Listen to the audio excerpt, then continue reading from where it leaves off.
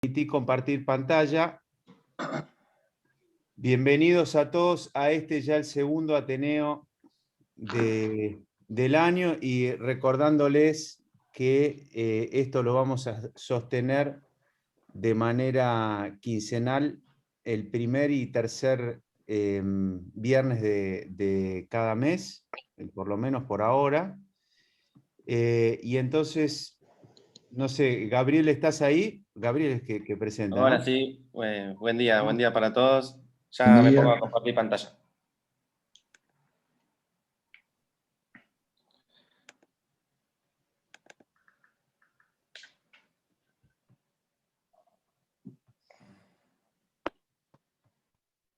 Bueno, se puede ver bien ahí, ¿no?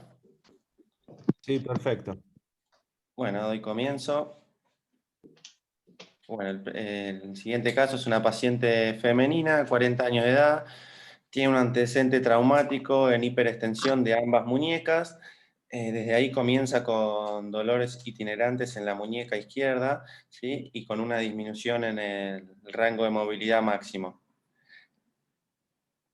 Estas son las radiografías de ambas muñecas, las que fueron evaluadas en su momento por guardia y no dieron ningún indicio de ninguna lesión, pero bueno, cuando fueron evaluadas en consultorio ya parecía que Gabriel, hubiera sin alguna que, sí, particularidad. Sí. sin que des No, de- sí parece. demasiadas pistas, diría, lo veo al doctor Mayorano que está conectado. Marcos, buen día, ¿cómo estás? Hola Enrique, buen día. ¿Qué, qué, mm, qué te surge de ver estas radiografías con la clínica que nos acaba de decir Gabriel? Si no entendí mal, 40 años, traumatismo en hiperextensión de ambas muñecas. Sí, Exacto. Sí. y esta radiografía. La verdad es que no veo nada patológico. Me llama la atención el perfil de la muñeca izquierda. Veo una especie de línea ahí a nivel del semilunar, pero no sé si es un artificio o estoy inventando yo. Pero Entonces, podría estar viendo algo patológico. sí, digamos que No sí. Sí. estaríamos seguros. ¿Y en el frente te llama la atención algo de esa radiografía? Quizás no tiene la nitidez suficiente, Sí, pero de la muñeca izquierda me llama un poco la atención la radioopacidad que tiene no sé si el semilunar, pero no es claro. Pero sí, hay algo ahí entre el escafoides y el semilunar que me llama la atención de la imagen. bien. Gabriel va por buen camino, ¿no? Sí, sí, sí. Avancemos entonces. Bueno, lo siguiente era si... Quiero ¿Qué decir una estudios? cosa, Enrique, puede Bueno, ser un Sí, comentarito. sí. Cuando recibimos este caso, esta señora, el informe de la radiografía era sin particularidades. El informe de la radiografía era sin particularidades. Nada, esto es simplemente que a veces pasa, y pasa seguido, que si uno mira solamente el informe y no mira bien y se queda así, lo pasa por encima, bueno, el informe ha sido negativo, fue un error evidentemente, pero es un comentario para la gente joven, nunca se queden con eso. Perdón, Sobre todo, digamos, vuelvo a decir yo, y agregando sobre lo que decís vos, en una época donde a todos nos pasa que recibimos 75 WhatsApps y de los 75 mucha gente nos manda directo el informe y a veces uno está tentado a cometer un error que es bastante frecuente, que si el informe está bien, decir, quédate tranquilo, está todo bien, ¿no? Y después a veces no podemos agarrar la cabeza. Bueno, entonces, las mismas dudas que eventualmente se le deben haber planteado a Marcos, Gabriel, y si querés pasar la siguiente, seguramente se les planteó a ustedes, y donde ahí dejaste ver qué estudios eventualmente, y creo que es la próxima, ¿no? ¿Qué estudios eventualmente, perdón, le podrían volver o le podían avanzar a pedir? Y si uno mira este slide, lo veo a Camilo Raiden. Hola Camilo, buen día, no sé si estás ahí y si viste el caso, 40 años con esas radiografías que tenías recién. Con Bueno, no, me antecedentes. conecté hace un minuto, vi la radiografía, no escuché no llegué a Bueno, no, escuchar porque consultaba, tranquilo, perdón. tranquilo. Yao, vos habiendo visto las radiografías y el antecedente, ¿qué estudios, con qué estudios avanzarías y por qué? ¿Cómo lo verías? Sí, yo creo que este caso yo no lo conozco, y a mí personalmente yo no hago muñeca, pero en el frente es raro la posición del semilunar así como triangular. Creo que le pediría una resonancia, un traumatismo, y bueno, le pediría para ver eventualmente si hay una lesión del semilunar, no sé, una lesión escafolunar. Y en el perfil me pareció que tenía un trazo, como decía el doctor, sí que le empezaría por una resonancia y eventualmente una tomografía si encuentra una lesión ósea como para terminar el estudio, ¿no? Bien, y te hago una pregunta. Al momento, más allá de que uno haga más o menos muñeca, pero al momento de hacer una resonancia, ¿pedís digamos, alguna especificación en particular? ¿Usás alguna técnica en particular en este estadio, digo? ¿Te referís por la posición o por si le administro contraste? Por ejemplo, si pedís contraste digamos, en la muñeca en general, y no sé si después lo vamos a ver, pero es bastante frecuente que si uno quiere, y sobre todo en estos tiempos, mandar al paciente y volver con toda la información, es algo que nos cuesta poco pedir que la resonancia sea hecho con una microbobina, ¿no? Nos da Claro. una calidad de imagen, un tamaño de imagen que nos permite tener mucha más información sobre el mismo estudio.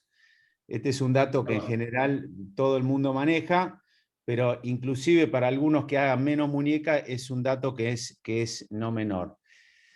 ¿Querés seguir, Gabriel? Seguimos. Bueno, sí, como dijeron, lo que se pidió fue una resonancia en la que se puede ver el edema en el semilunar, la hiperintensidad, y hay signos también, como decían en la radiografía, de una fragmentación a nivel del semilunar, y el otro estudio que se pidió para evaluar el estado del mismo es una tomografía, como también ya habían dicho. Esta es la imagen, se ve ahí como se veía en el perfil, que lo dijeron, una fragmentación en el semilunar y una alteración en la forma, en las estructuras del mismo. Le pedimos también una tomografía 3D que a los estudios anteriores creo que no suma mucho, pero la pedimos también. ¿Continúo? No, yo diría, si parás un segundo, porque esto va, o por lo menos a mí me resulta interesante la visión que algunos de ustedes puedan llegar a tener con esto, ¿no? Ponele, Seba, Patricio, ¿estás ahí? ¿Estás en la moto o No, podés estoy acá, estoy hablar? acá. Ah, perfecto. ¿Vos ves esto y cómo lo pensás el tema? 40 años, mujer, antecedente traumático y estas imágenes que acabamos de ver. ¿Cuánto tiempo llevaba del trauma hasta la fecha? Gabriel, ¿cuánto tiempo era eso? Gabriel. Hasta el momento que fue evaluada, aproximadamente 3 meses, no mucho. 3 meses. Sí, tenemos o sea, lo interpretaría como una necrosis postraumática del semilunar, ¿no? Ya tiene una fragmentación, ya está pignótico, tendiendo a estar pignótico y eso, como un Kienbock postraumático. O sea, ese es Bien.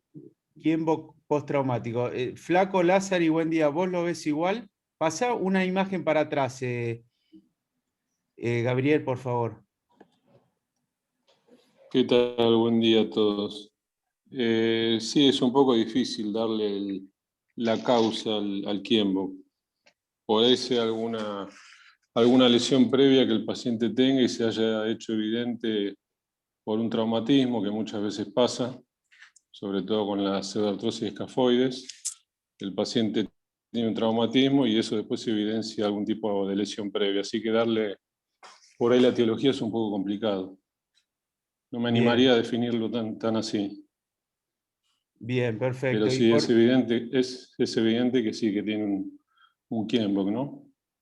Bien. Quizás el Kienbock, como dice Gabriel, es, o sea, la predisposición y la necrosis previa hace que se fragmente más fácilmente el semilunar, ¿no? O sea, como Sí. lo debilita y el impacto por la caída genera que el hueso grande lo parta al medio, como se ve ahí en estas tomografías muy buenas. Bien, sí, la pregunta claramente viene también al patrón que uno ve acá, que por lo menos en mi experiencia no es el más habitual. Y por último, antes de seguir, Marcelo, ¿vos lo ves igual? ¿Algo que agregar, Marcelo Maquieira? No, coincido con vos que no es el patrón habitual para nada. Y bueno, tiene el cúbito neutro, por lo que estoy viendo. Yo pensando bien en qué hacerle, pero bueno, como dijo Sebastián, la etiología es muy difícil saber si esto fue pre o post trauma, la fragmentación esta. Probablemente haya sido por el traumatismo, pero no estamos seguros. Y es algo que no he visto así habitualmente, la fractura así como esta, ¿no? Bien. Coincido en los diagnósticos, todo, pero no tengo nada más que agregar, ¿no? Bien, entonces tenemos mujer de 40 años, antecedente traumático de 3 meses con estas imágenes. Y si querés, Gabriel, pasá, vos creo que tenés ahí hecho... Bien, perfecto. ¿Por qué, diría, no nos contás un poco vos tu research? Sé que está ese Seidenberg, que había quedado con Juanca eventualmente en mostrar algunas fotos interesantes sobre vascularización semilunar, pero si querés avanzar vos, un poco Avanzamos. ya. Sí, dale. Sí, un poco, bueno, en lo que era el diagnóstico, que lo dijeron, una enfermedad de Kienbock, y bueno, en las particularidades con la etiología y la patogénesis no está todo definido, pero sabemos que hay particularidades anatómicas que le dan un riesgo, como la varianza cubital negativa que la nombraron, la forma del semilunar y la relación del semilunar con la faceta lunar del radio. La que más se relaciona en un 74% de los Kienbock es la varianza cubital negativa, que bueno, en este caso, salvo la forma del semilunar, que ya estaba alterada, otra particularidad no le encontré a las imágenes. Y las fracturas habitualmente son por estrés, más allá que, como dijeron también, un mecanismo lo desencadene. El colapso que va sufriendo el carpo es lo que va haciendo la fragmentación. Esto es lo habitual, pero bueno, si el desencadenante fue el traumatismo agudo o no, eso no lo sabemos, como también lo mencionaron. Y bueno, como dijeron recién, el patrón vascular también tiene un juego en estos casos que predispone a que un cierto semilunar tenga más riesgo. Si bien no está todo confirmado o definido, es el patrón vascular y venoso, el drenaje venoso también influye en que un semilunar tenga más riesgo de que produzca una enfermedad de Kienbock. Bien, te detengo un minuto acá, Gabriel. Probablemente muchos de ustedes lo hayan hecho, y si no, les recomiendo la lectura del artículo que Ezequiel Seimer con Pablo De Carli en el suplemento del año pasado sobre conceptos actuales en Kienbock. Y ese concretamente, digamos, te pregunto sobre la varianza cubital, y sé que vos lo has investigado el tema y que hay artículos que de alguna manera disminuyen la carga que tenía. O sea, antes, por lo menos cuando yo hice la residencia, era casi necesario por exagerar, ¿no? Pero que el cúbito sea minus. Y después, si llegaras a tener estas fotos que hablaste con Juanca, sería excelente verlas hablando de la vascularización. Si le damos Enrique, lugar a ese, ahí. Sí. Bueno, a ver, a priori, en relación a la primera parte de la pregunta, Enrique, de alguna manera se quita un poco importancia al rol, la literatura más actual, así como el trabajo de Huelten habla de un porcentaje casi directo entre Kienbock y la variancia cubital minus. Hoy en día ya se sabe que no es tan así, tiene un rol bastante menor. Sin embargo, es una situación frecuente. Lo quizás interesante es que en un paciente asintomático tener una variancia minus no te aumenta el riesgo de tener Kienbock, pero sin embargo seguimos encontrando una gran cantidad de pacientes con Kienbock con una variante minus, y bueno, es un factor por lo menos a tener en cuenta. Hoy en día controversial, pero a tener en cuenta. Y respecto a la vascularización, si querés, Gaby, déjame decir, ya te comparto pantalla y te muestro unas fotos. Sí.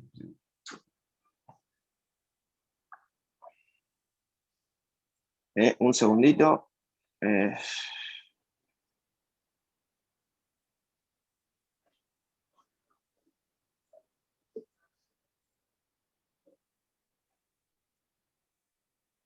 Perdón, no sé si están viendo ahí la pantalla. Sí, perfecto. Bien. Bueno, nada, la idea es un poco ver, son unas diapositivas, es a modo de comentario general. La primera descripción de la reacción del semilunar la hizo Lee en el año 63, y mostrando que básicamente hay un porcentaje, un 26%. Esto es una técnica que se llama tinta de Spateholz, donde se inyecta tinta china y se descalcifica el hueso. Y lo que vio es que en una cuarta parte tenían un solo vaso, que podía ser volar o dorsal. En 7.5% hay dos vasos, pero sin conexión, lo cual ahora vamos a hablar, es bastante malo. Y hay un 66% con dos vasos constantes, volar o dorsales. Pero la verdad que es un poco confuso la descripción original, pero bueno, de alguna manera fue el primero en describirlo. Sin embargo, Gelberman, que probablemente hizo la descripción más clara, y el que está en todos los libros de Kienbock, donde describió estos tres patrones, que son el patrón I, el patrón Y y el patrón X. El patrón I, básicamente un solo vaso, y en cierta medida fue uno de los que se asoció con más riesgo de necrosis, porque al poder dañar este vaso se lesionaría toda la irrigación del hueso. Y por otro lado, el patrón que le escribió como X, que son dos vasos volares y dorsales que tienen una anastomosis en común, que es el patrón más raro. Pero probablemente todo esto cambia a través del estudio que hizo Claudia Lamas y el grupo de Manuel Jussac, que es un anatomista catalán, que es un anatomista de recontra primera, y mostró lo que es muy interesante, que es que todos los semilunares tienen irrigación palmar y dorsal, entre lo que ellos estudiaron, todos, no algunos, sino que la verdad que es muy interesante, porque van a contramano de todo lo que se decía antes. En el dorso entran a través de estructuras ligamentarias, a través del ligamento de Testud, el ligamento radio 1 piramidal y el ligamento semilunar piramidal.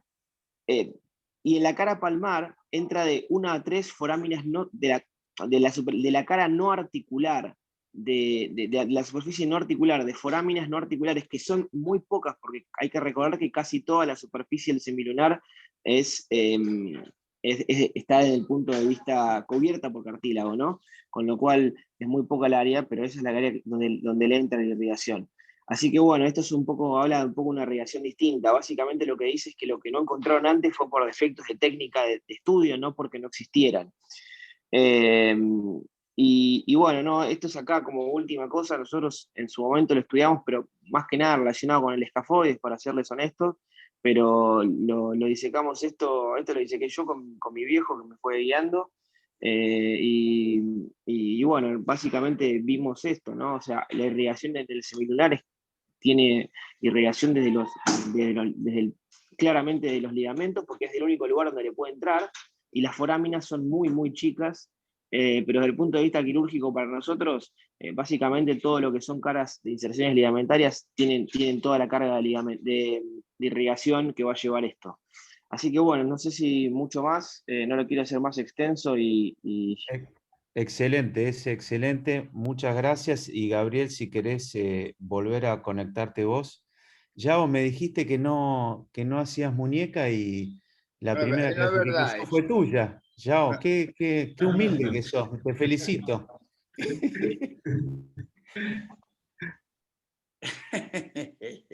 Seguimos entonces, Gabriel. Yao lee mucho. Sí. Lee mucho, ojo, ¿eh? El Villigen también, todo lee. Bueno, ya establecido el diagnóstico, la clasificación más utilizada es la de Leachman, que en el año 2010 agrega un tercer variedad en el estadio 3, que es el de la fragmentación del semilunar. Gabriel, perdón, Sí. discúlpame, porque acá hay de todas las esferas, gente de todas las esferas. Si querés detenete, porque la clasificación de Leachman, que es un clásico, es algo que nos permite a todos hablar el mismo idioma. Si podés, tomate unos segundos para ir describiendo los estadios, haciendo la aclaración que acabas de hacer del estadio 3C. ¿Puede ser? Sí. Bueno,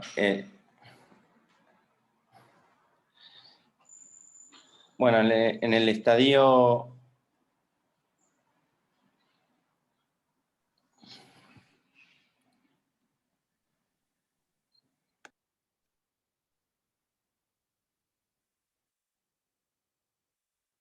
Era si no la anterior, sí, pero... Ahí está. Ah.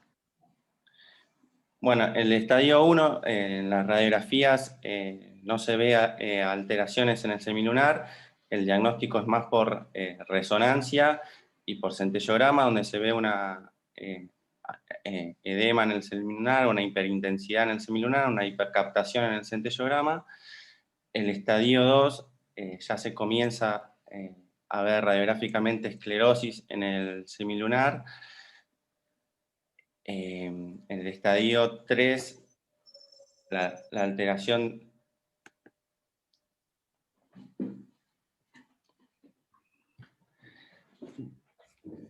Básicamente el del estadio 3, entre el estadio 3A y 3B es el colapso carpiano, ¿no? Y lo que se agrega es lo que decías vos. El 3A sí. con el tipo 3 es con el colapso carpiano. La diferencia entre el 3A y el 3B es el ángulo de rotación que tiene el escafoides. En el tipo 3B es mayor a 60 grados la relación por la rotación del escafoides, y el tipo 3C ya tiene una fragmentación del hueso semilunar, y el tipo 4 ya es con artritis a nivel radiocarpiana y mediocarpiana. Bien, perfecto. Y entonces nos estabas diciendo que el estadio 3C lo agrega Leachman posteriormente. Sí. Bien. Si querés seguí, perdón Sí. que te interrumpí, hasta que lleguemos al tratamiento, porque va a ser interesante conocer opiniones acá. Bueno, otras clasificaciones que se agregan es la de una clasificación de resonancia de Vine, de Smith, y una clasificación artroscópica de Vine, y a partir de esto lo que hace Leachman en las últimas publicaciones es un algoritmo terapéutico a partir de estas tres clasificaciones.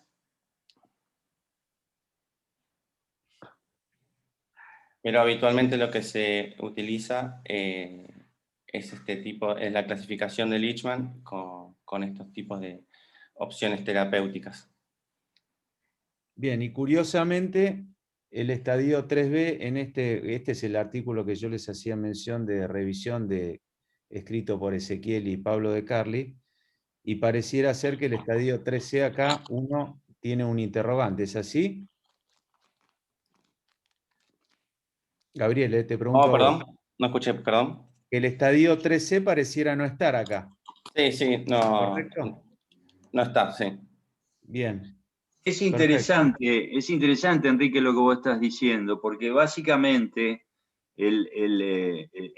fíjense lo complejo que es todo lo que estuvo mostrando, que por eso me da la sensación de la traba, al perder la hilada de la charla.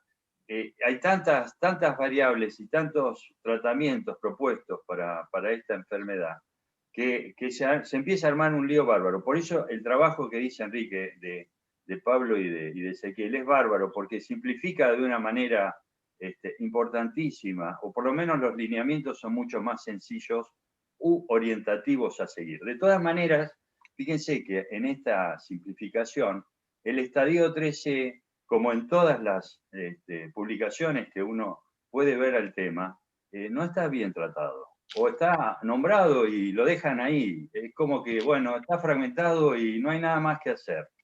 Bueno, nada, ahí en eso estamos. Bien, sigamos, Gabriel, si querés. Bueno, ya muestro el tratamiento. Y yo te diría que, bueno, si no, preguntemos acá, vamos a ver, entonces, de acuerdo, sí. No, iba a hacer una... Sí, dale. No, disculpame, Enrique, era para ver si, porque llegué un minuto tarde, si se podía ver la imagen de la tomografía, como poner antes de discutir el tratamiento. Eso iba a decir, exactamente. Ahí está. Estamos ahí. ¿Vos ese querés opinar? Mirá, yo la verdad que voy a decir algo que quizás me peguen por todos lados, pero la verdad que lo que veo es una fractura coronal, y pese a que Lichman la clasificó como una 3C, no veo un colapso carpiano compatible con un estadio C, porque a ver, el estadio 3 se basa en primero un colapso carpiano, que generalmente es atraumático, y después una fractura coronal secundaria a esto, como en un estadio avanzado 3, o sea, generalmente se ve disociación carpiana, colapso y además una fractura coronal. En este caso parece una fractura coronal del semilunar que tiene una isquemia transitoria, como si fuera la isquemia transitoria que a veces vemos en una luxación perilunar del carpo, cuando se luxa en el estadio 4 de Mayfield, que se luxa y además tiene si uno lo ve así, me parece más un estadio 2 con esa esclerosis que se ve en la imagen, pero el hueso se ve entero y con una fractura coronal. ¿Se entiende? Es un planteo como que no sé si lo clasificaría como una 3C. Es exactamente así, lo hablamos antes que vos entres. Perdón. No, es que lo hablamos justamente porque, digamos, lo que no queda claro acá es si es una fractura de semilunar con los cambios que está diciendo vos, una enfermedad de Kienbo que ya tenía previamente, que se exacerba o se agrava con el trauma. Bueno, no queda claro y no nos queda claro. De todas maneras, la observación que vos hacés está bien, digamos, creo que acá podemos discutir un rato, y concretamente esto se interprete como una 3C o se interprete como una 2, hay que tratarlo porque el paciente está con dolor, pero me interesa tu punto, digamos, viéndolo de esa forma, ¿vos qué le harías entonces? O sea, viendo que esto es, y lo interpretás como una fractura coronal del semilunar, o un estadio 2, si querés, ¿vos qué harías acá? Yo le haría probablemente una osteotomía del radio con descompresión, como la técnica de Larramendi, con probablemente, y ahora viene lo controversial, con una osteosíntesis, le pondría tornillos a esa fractura coronal. Básicamente eso. Perfecto. Alberto, Alberto Borghi, ¿qué visión tenés sobre esto que se dijo de la etiología? Y nos interesa saber qué harías en un caso así. Bueno, gran problema, A ver, la etiología del Kienbock es totalmente desconocida. Una vez en la Sociedad de Ortopedia me dijo a ver si podía comentar trabajos y uno de los trabajos que presentaron unos chicos de Misiones era sobre los microtraumatismos de Kienbock, y los tipos hicieron un trabajo muy lindo donde karatecas, estudiaron karatecas y la verdad que el resultado fue negativo, que yo le dije, bueno, es un excelente trabajo porque el camino no va por ahí, los micropolitraumatismos no hacen. Esto es una fractura y es problema. A mí el Kienbock le hice el tratamiento que existió, que hay por ahí suelto, los hice todos. Y el Kienbock es un, no sabe, uno de los que he operado. Me ha impresionado muchísimo el semilunar en su estado necrótico. ¿Vieron cuando aparece la radiografía blanca? Fui y lo operé. Me acuerdo que en ese entonces había querido probar una artrodesis escafolunar para que el escafoides lo irrigase, y el Kienbock era de goma, pero de goma, y cómo perdía toda la superficie articular, toda la parte cartilaginosa se le desprendía. Es un gran problema, es traumático, y hagan lo que hagan, todavía creo que son uno de los casos no resueltos de cirugía de mano, y es problemático. Yo creo que cualquier cosa que le hagan está bien, y el éxito es difícil. Ahora, concretamente en este caso, y teniendo en cuenta lo que acabas de decir, vos a este caso, ¿qué le harías? Ezequiel dijo una descompresión ósea metafisaria más una osteosíntesis semilunar. ¿Vos irías por el mismo lugar? Yo la osteosíntesis del semilunar le pondría un signo de interrogación, y lo demás es descompresión, sí, seguro. El reblandecimiento del semilunar hay que evitar el colapso. Esa es la idea inicial. Y después hagan lo que le parezca mejor. Es decir, Bien. evitar el colapso. Ok, yo le voy a agregar un poquito de dramatismo al cuadro. Aldo, supongamos que esta paciente, 40 años, y todo esto que acabamos de escuchar, es cirujana y trabaja con vos, entró a hacer el fellow hace 6 meses. ¿Qué haces? Es un amigo, ¿eh? ¿Qué haces? Yo se la mando a Aldo. Sí, Sí, yo se la mando a Juanca, ¿no? O a Enrique. sí. Pero ¿qué haría si el cuadro es así? Que además, digamos, demanda o necesita del uso de su muñeca. Yo soy muy habitué, por ahí como se puede llegar a discutir un montón, pero la resección de la primera fila yo la hago mucho, y con buenos resultados, pero por supuesto con sus limitaciones. Yo creo que dependiendo un poco de la actividad del paciente, se puede hacer antes de la osteotomía metafisaria, como con la técnica de Larramendi y la que está descrito, que a mí es lo primero que hago siempre cuando veo esto. Y bueno, en muchos casos se ha mejorado. Ahora, verdaderamente creo que si es cirujana como vos lo planteás, yo no sé si no le haría una resección de la primera fila directamente, ¿no? Porque Es Julieta, esperá, es Julieta, la tenés sí, ya ahí. me mandó el mensaje. Julieta, pero me interesa porque yo intuía que vos podías ser por ese lado, y para todos los que son más jóvenes, en alguien de 40 años, para vos no sería un condicionante ir a hacer una resección de primera hilera del carpo. La verdad que veo bien la mediocarpiana, la veo muy bien, y creo que yo no, en ese caso no le vería complicaciones como para hacerla. Y te repito, la hice durante muchísimos años y no me puedo quejar. La he hecho con artrosis de la mediocarpiana y todo, con interposición de cápsula, y me ha dado buen resultado. Bien. Ahora, limitás la movilidad, ¿no? Eso sí. Bien, y ahora entonces, teniendo, digamos que esto siempre cuando uno lo que hace es administrar los diálogos, es el mejor de los escenarios que puede tener. Es Ezequiel, que haría un bloqueo óseo metafisario y una osteosíntesis, versus Aldo, que haría una primera hilera del carpo. Y yo me imagino, Carlos, que ya te pusiste la servilleta, te la ataste atrás.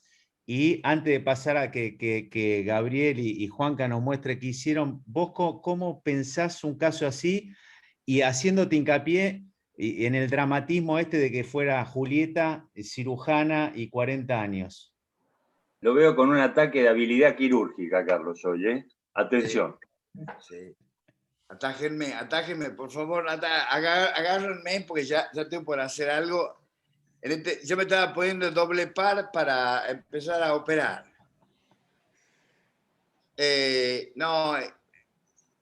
Primero, yo quería hacer una observación con respecto a la evolución de esto. Les voy a contar algo que he pensado, porque muchas veces, hace un tiempo atrás, hace como 3 años, 4 años atrás, yo tuve que hacer, vieron que en la revista de la Sociedad Americana de Cirugía, el Journal de Hahn, aparece expert de algo, como comentario de experto, una cosa así. Entonces, me encomendaron que hiciera un comentario sobre un trabajo de unos chinos, de unos japoneses, que hicieron un estudio de correlación entre anatomía patológica y la correlación con la resonancia magnética. Resonancia magnética de alta densidad y bueno, las imágenes que son. Y entonces para correlacionar y dar una opinión, ¿no? Y entonces esto venía a cuento de que yo vi observar la evolución de Kienbock y Kienbock puede evolucionar de alguna forma, así, tardar, uno ver en estadio 1 y a los 4 o 5 meses ver estadio 2 o un poco más, y al año ver el estadio 3 y así sucesivamente. Pero en la práctica mía, yo pude observar algunos casos, y no muchos, en donde pasan de un estadio 1 en 3 meses o en 2 meses a un estadio 3B o 3C o 4, si ustedes quieren, ¿no? Entonces yo siempre pensé para mí, porque uno está obligado a la asociación mental en el razonamiento, digo, ¿no? De asociarlo a los fenómenos, porque es un fenómeno que con algunas características especiales, etiológica, hay muchas causas que pueden determinar a Kienbock, pero predominantemente es vascular, y dentro de lo vascular está lo arterial y lo venoso. Y entonces lo asocié automáticamente a lo que ocurre con los colgajos o a la isquemia. La isquemia es una cosa que se tolera por más tiempo.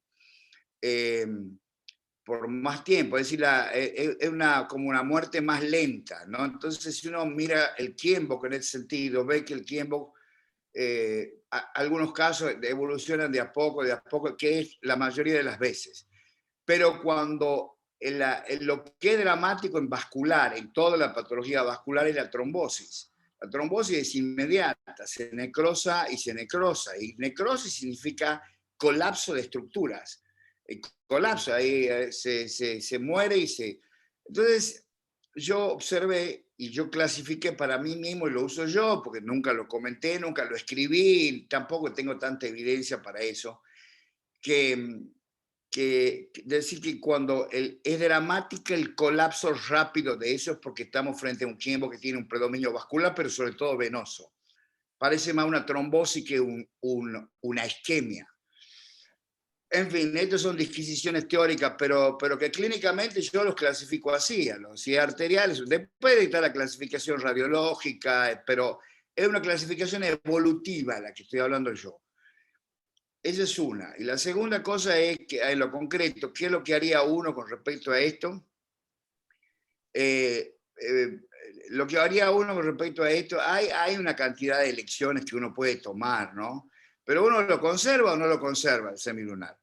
Si lo va a conservar, le va a hacer los procedimientos, ya sea directo o indirecto. Y el indirecto es el bloqueo submetafisario.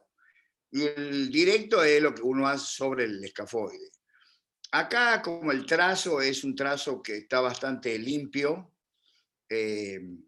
parece un trazo único, al menos en la tomografía lo que se ve, el trazo es único, entonces ahí todavía la estructura se mantiene, porque yo estoy de acuerdo con lo que dice Ezequiel, con lo que dijeron ellos, no sé, no es un trazo que uno ve, trazo coronal, no se ve que se ve gran fragmentación de todo, no es producto de lo que uno habitualmente ve en este tipo de estadio. En el 3C uno ve una fragmentación de todo y el trazo articular no es único. Así que en este caso parece un trazo único de fractura, que necesita un toque de reducción, porque si uno lo mira en algunas áreas parece que estuviera, por eso la idea de Ezequiel no está mal de colocar un tornillo.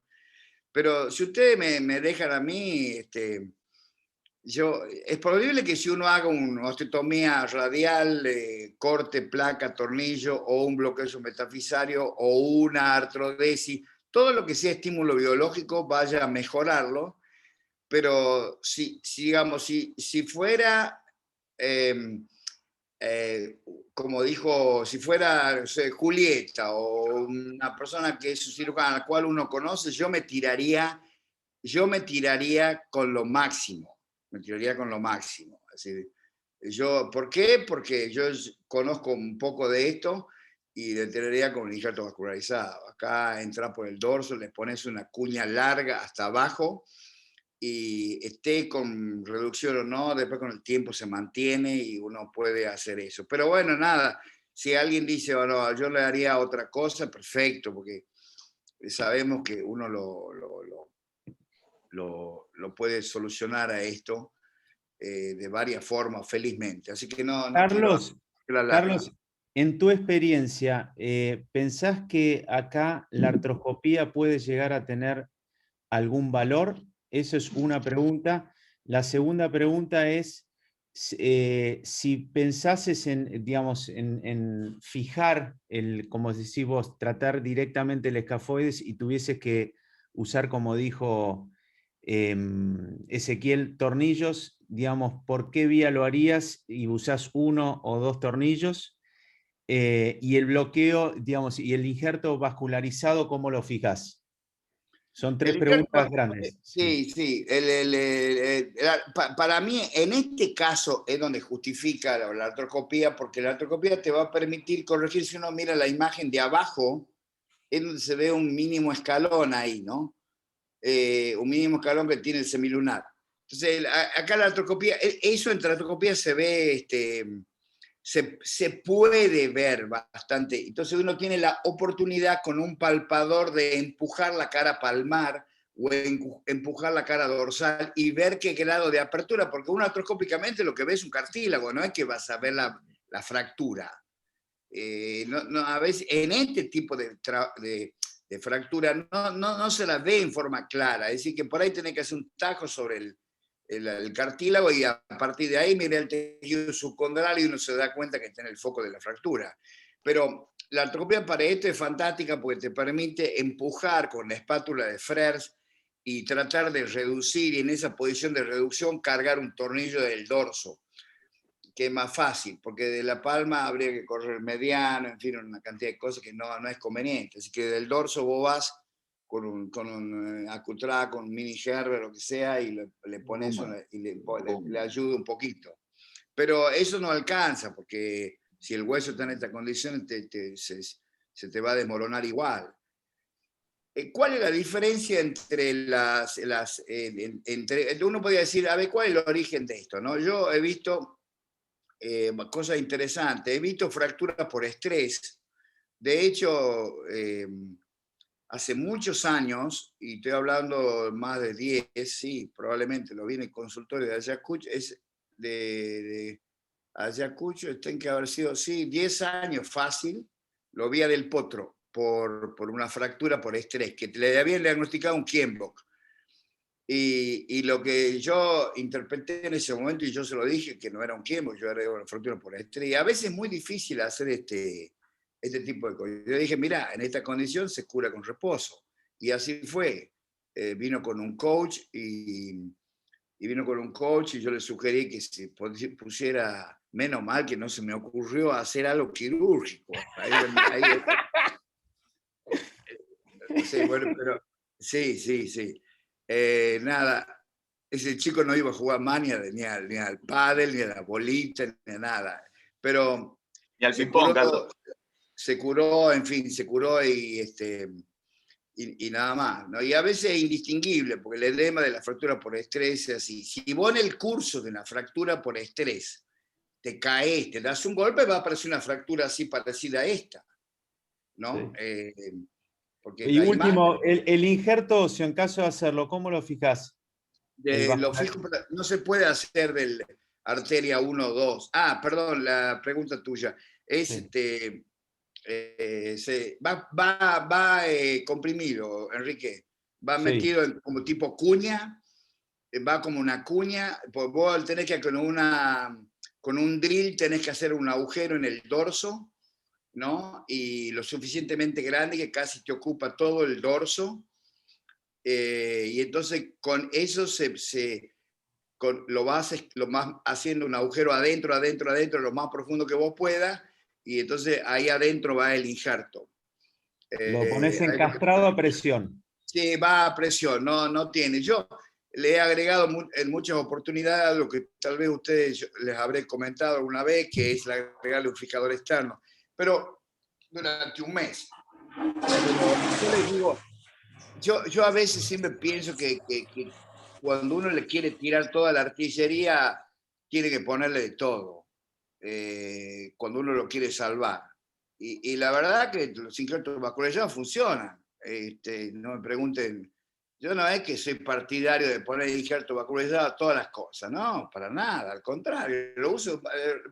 Pero este caso me parece un caso para salvar ese semilunar, me parece la arteria que se toma para esto es la arteria del tubérculo de Lister, que el arterio del tubérculo, si uno lo toca, el tubérculo de Lister, por ahí pasa una arterita y uno puede invertirla, poner de manera reversa, o puede hacer un colgajito un poquito más sofisticado y poner esa pastillita ósea dentro es suficiente, no es necesario que el injerto vaya desde la punta del dorso hasta la cara palmar no, si entra un poquito más de la mitad, ya está con eso.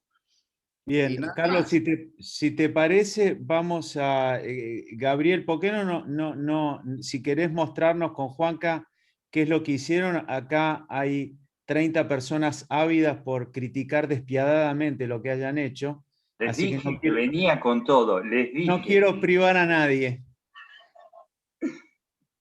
Auguro un año increíble. Miren el principio con Carlos, escúcheme, este año no nos para nadie.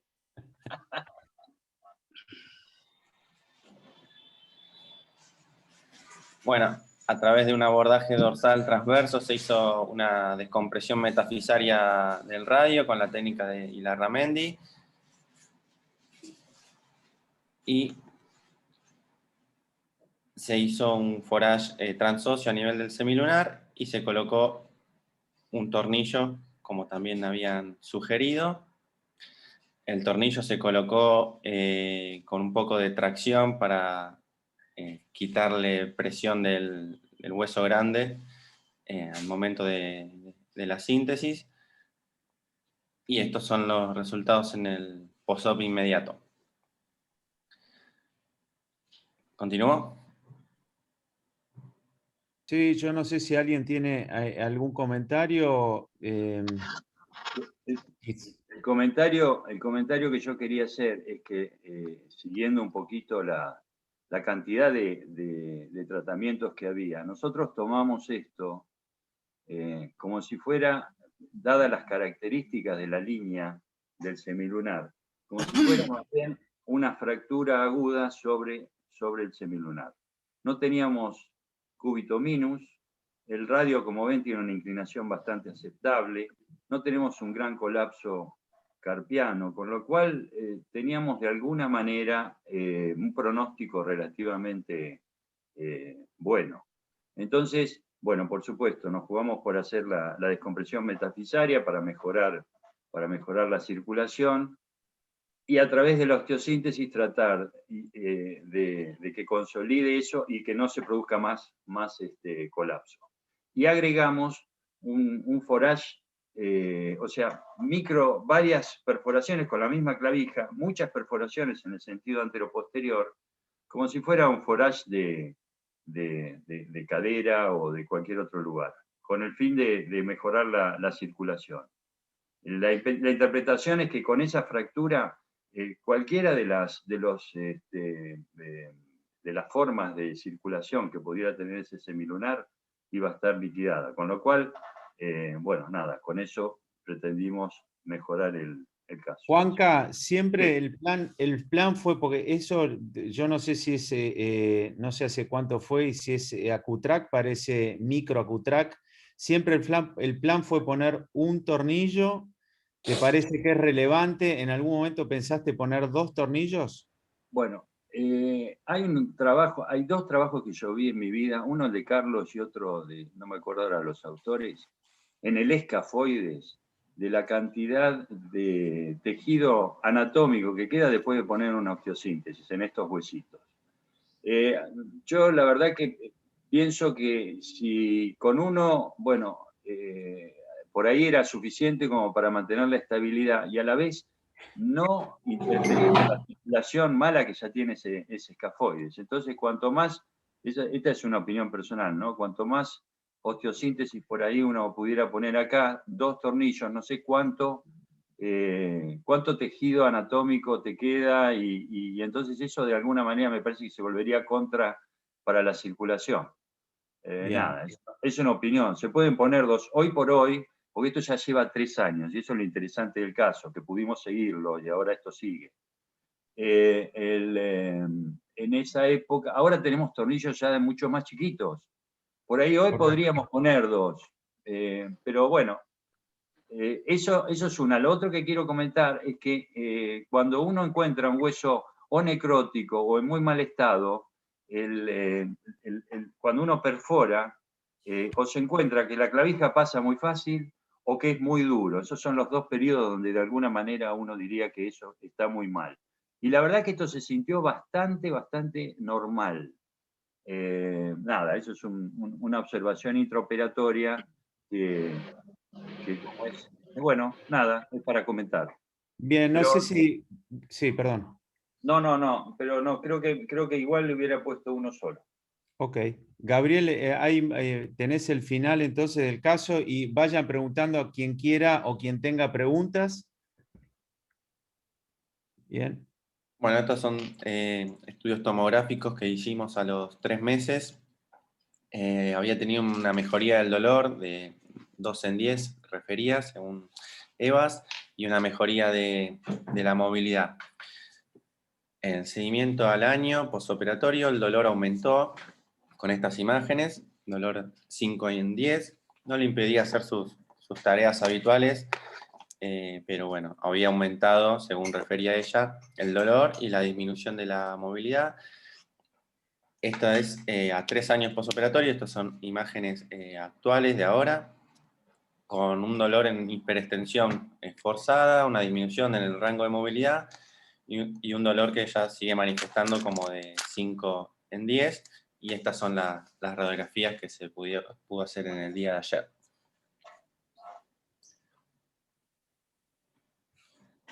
Bien. Y entonces, ¿y ahora el EVA sigue siendo 5 en 10? Sí. No le impide hacer sus tareas habituales, ella trabaja con computadora nomás, pero en hiperextensión forzada sí le molesta. Podés Hay que tener en poner... cuenta que es una paciente que no realiza tareas pesadas, es ama de casa normal, pero tarea de oficina, con lo cual, nada, eso nos ayuda, ¿no? Pero si fuera una persona de trabajadora de fuerza, creo que ese EVAS iría mucho más arriba, me parece. Poné una un poco más, la tomografía, por favor, la tomografía, ahí está. Yo a este punto les pregunto, supongamos que este paciente lo va a ver a Alberto, lo va a ver a Marcelo, a Carlos, a cualquiera de ustedes le cae en el consultorio, dice que quiere una segunda opinión, no les cuenta quién lo operó y viene con las radiografías actuales que te pido, Gabriel, que pongas. Poner las radiografías actuales y les dice que tiene un dolor 5 en 10. ¿Alguien en este momento le propone alguna terapéutica? más allá de esperar, lo estoy preguntando concretamente y para no hacerlo largo, porque no tenemos muchos minutos, porque esta es la disyuntiva que muchas veces, digamos, tenemos de ver si todavía estamos a tiempo, esto se los pregunto, de hacer una carpectomía parcial de la primera hilera del carpo, o si esto ya está jugado sin fichas y lo dejamos hasta donde llegue y pensamos en algún otro procedimiento de reconstrucción. No sé quién quiere opinar. Ahí hay una mano levantada también. No veo quién es. Santiago, ¿vos ves quién? Porque no veo quién. Yo, Bertoni, ¿cómo le va? Buen día. Hola, ¿cómo estás? Bien, bien. Yo quería hacer un par de... ¿Podés poner la primera radiografía de todas? La primera de todas.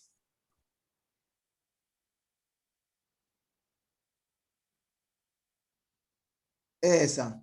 Yo, a ver, en el frente, lo que también veía, si bien está como se dijo, no está muy nítida, da como una sensación de que ese escafoides está en flexión y da como una sensación de tener el signo del anillo. Y en el perfil, bueno, un poco de artrosis en el semilunar, en el dorso, también parecería haber. ¿Sí? Eso es lo que yo vi al inicio, lo cual se corroboró ahora con esta última radiografía. ¿Se entiende? Sí, el tema puede por ahí, si no había un grado de inestabilidad escafolunar por el traumatismo en ese momento. Es un buen punto. ¿Y cómo pensás que hubieses hecho, vos lo hubieses abordado habiendo tenido en cuenta estos hallazgos radiológicos? Porque después tenés la tomografía y la resonancia del inicio, ¿no? ¿Te hubiese modificado algo tu terapéutica?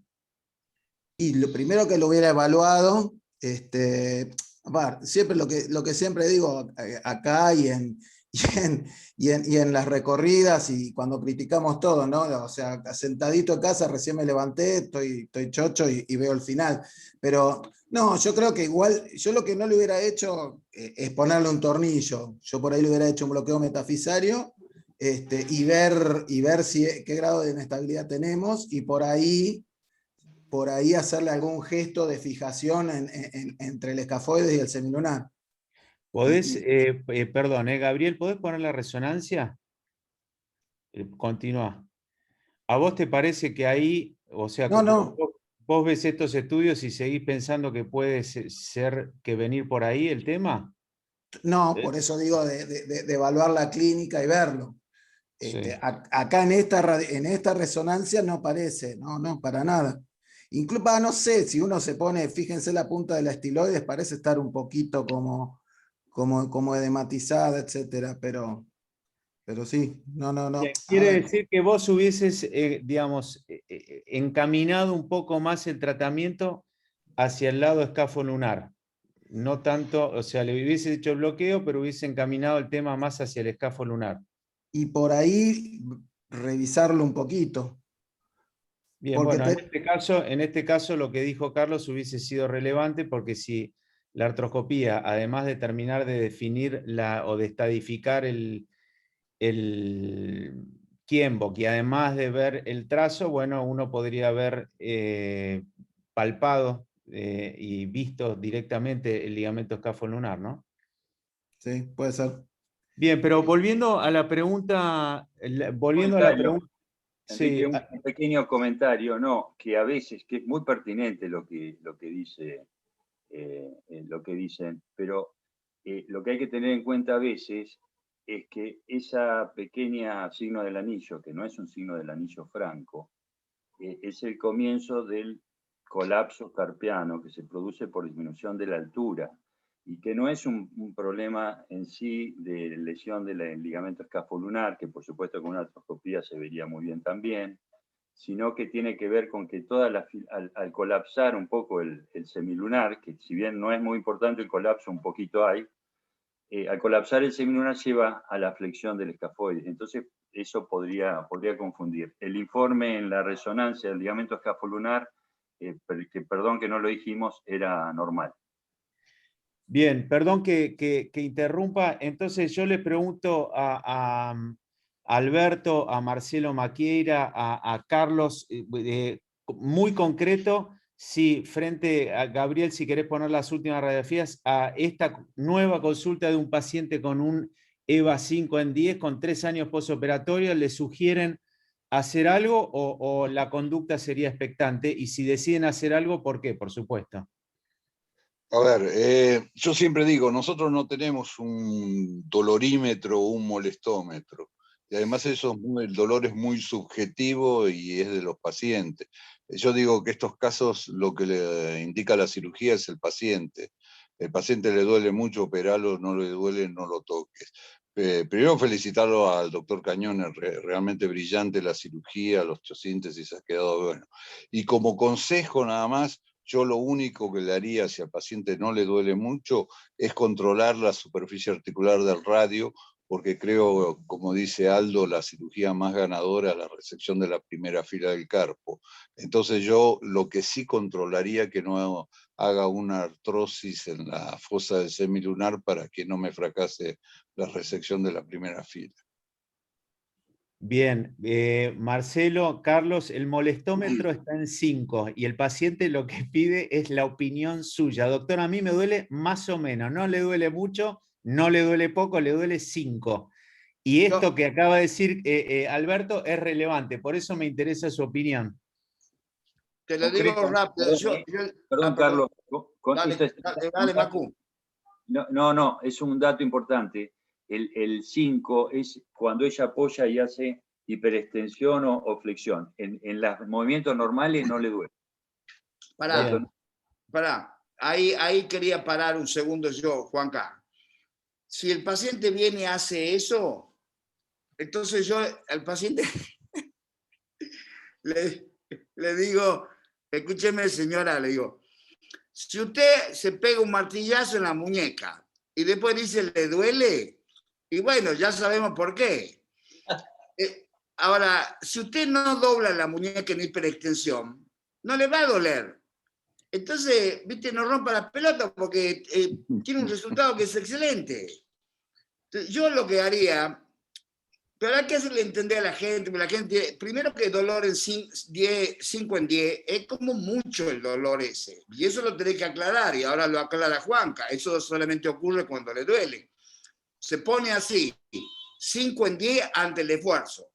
Porque si es 5 en 10, la vida constante, esa mujer se hubiera operado hace 2 años, 3 años, en fin. Eso es uno. Después la otra es que yo le hago una denervación, ahí le pruebo un poquito de anestesia y veo cuánto le mejora el interóseo, el dolor que tiene, o la molestia en hiperextensión. Si yo le hago eso ahí y se le pasa, por ahí le hago una denervación, que es una operación que cuesta 3 minutos y medio, uno la hace. Y listo. Y yo por ahora, como están las cosas así, no la tocaría. Si uno mira la tomografía, mira la tomografía ahí el corte sagital que hay. Eso ahí, es a los 3 meses, Carlos. Ahí, ustedes ven la geoda que tiene el radio ahí, la geoda en el dorso. Bueno, esa geoda es por hiperpresión, porque hay algo de la mecánica que está haciendo, sobrepresionando la zona. Carlos, ¿eso es geoda o es bloqueo óseo metafisario? Claro, quiero aclararte eso. Primero que el ataque ella es de los 3 meses, no es de ahora. No tenemos TAC de ahora, que, perdón, pero por pandemia no lo pudimos poner, hubiera sido fantástico. Lo segundo, que eso es secuela de la descompresión metafisaria, no es quiste. Esto es secuela de la descompresión metafisaria que la hicimos por dorso, por eso aparece la imagen ahí. No, bueno, si querés confundir, si tratás de ocultar las cosas. No, te quiero aclarar. Bueno, porque nos hemos excedido acá, que quiero aclararlo, Marcelo se tuvo que ir, pero dejó dicho acá en el chat que él le propondría una resección de la primera hilera del carpo antes que comience con la artrosis de hueso grande. Y entonces, digamos, es pertinente porque denervación, resección y anticiparse, porque una cosa es hacer una resección de primera hilera del carpo y otra cosa es empezar con las artrodesis parciales. En fin, bueno, este ha sido un caso muy, muy florido. El Kienbock lamentablemente nos sigue generando muchas más interrogantes que certezas. Yo acá anoté algunas cosas antes de cerrar. Por supuesto que vuelvo, digamos, sobre los patrones y la nueva concepción de patrón vascular que nos contó Ezequiel con el trabajo de Lamas, de la doble vía de acceso vascular que tendría el semilunar. Me quedo también con lo que dijo Alberto Borghi, siempre un optimista, que todo lo que le hagan va a andar bien. Me quedo con la clasificación 3C y su poca difusión o su poca precisión, tanto diagnóstica como de tratamiento. Y me encantó esto del molestómetro, no lo había escuchado. Me encantó, yo creo que lo voy a incorporar en mi práctica. No sé si alguien más de Aldo, Carlos o Juanca quieren decir algo más para cerrar el caso. Yo por mi parte los saludo, les digo y nos felicito a todos porque hemos sido 30 médicos terapistas a las 7 de la mañana sin relajarnos para aprender y los esperamos entonces en 2 semanas, en 2 semanas o la que sea, el primer... estoy diciendo bien, ¿no? Sí, el primer viernes del mes próximo. No sé si alguien tiene algo para cerrar. No, simplemente este caso que lo trajimos a propósito entra dentro de todas las patologías que tienen los grises todavía y que nos obligan continuamente a tratar de pensar un poquito más allá y de ver si podemos encontrar soluciones para cosas que todavía no están muy claras. Así que ese sería el lineamiento y me parece que acá se cumple a rajatabla eso. Gracias, Ezequiel, por lo que presentaste y bueno, gracias a todos. Bien, gracias, Juanca. Bueno, buen fin de semana para todos. Gracias por haber estado y nos reencontramos pronto. Muchas gracias. En 2 semanas nuevamente. Bueno. Gracias. Chao, hasta luego. Nos vemos. Adiós. Chao. Santi, por favor, te pido, Santi, le pases todos a Enrique. Chao, Gran abrazo. Chao.